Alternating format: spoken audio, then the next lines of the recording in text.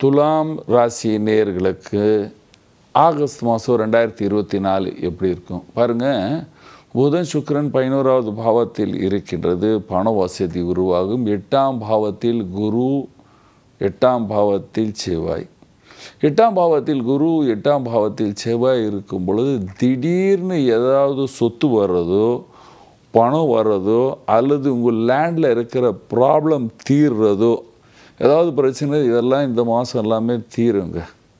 சூரிய பகவானின் அருள் உங்களுக்கு இந்த மாதம் முழுசும் இருக்குது. அதனால் உங்களுக்கு தைரியம் இருக்கும், பண வசதி இருக்கும், கொஞ்சம் நல்லா தூங்குவீங்க என்று சொல்லலாம். ஏனென்றால் குரு பகவான் 8ஆம் பாவத்தில் இருக்கும் பொழுது நல்லா சாப்பிட்டு நல்லா கொஞ்சம் மழை கீழே பெஞ்சதுன்னா நல்லா தூங்குவீங்க என்று சொல்லலாம்.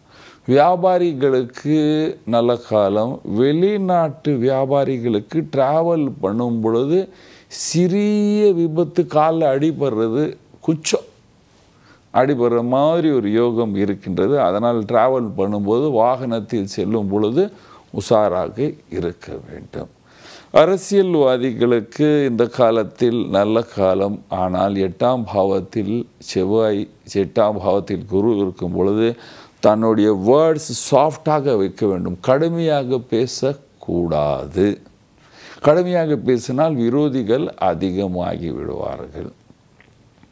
உங்களுடைய வாரிசின் ஆரோக்கியத்தை கொஞ்சம் கவனிக்க வேண்டும்.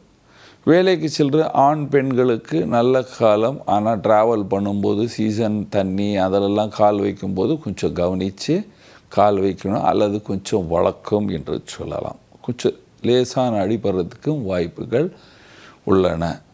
ஏனென்றால் ராகுவும் அந்த மாதிரி ஒரு நிலைமையில் இருக்கும் பொழுது, செவ்வாய் 8ஆம் பாவத்தில் இருக்கும் பொழுது சிறியது விபத்து நடக்கிறதுக்கு வாய்ப்புகள் உள்ள. ஸ்டூடெண்ட்ஸ் நல்லா படிப்பீங்க.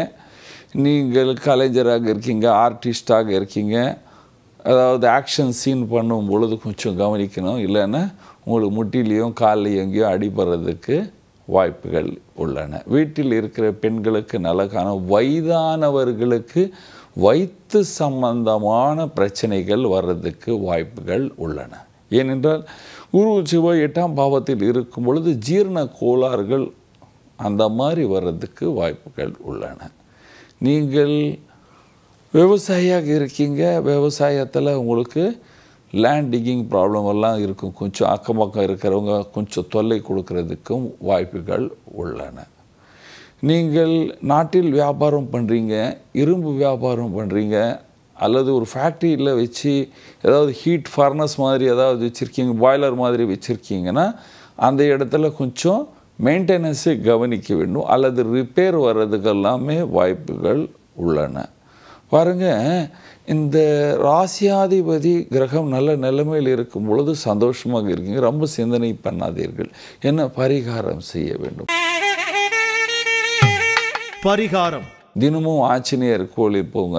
ஆஞ்சநேயர் கோயில் போயிட்டு ஆஞ்சநேயர் சுற்றிட்டு வாங்க.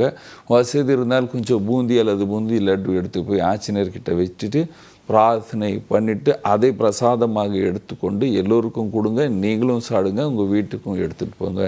இந்த மாதிரி செஞ்சிங்கன்னா நீங்கள் எல்லோரும் சந்தோஷமாகவும் சுகமாக வாழ்வீர்கள். நன்றி, வணக்கம். இது போன்ற ஆன்மீக வீடியோக்களை தொடர்ந்து பார்க்க கடவுள் டிவி யூடியூப் சேனலை சப்ஸ்கிரைப் பண்ணுங்க.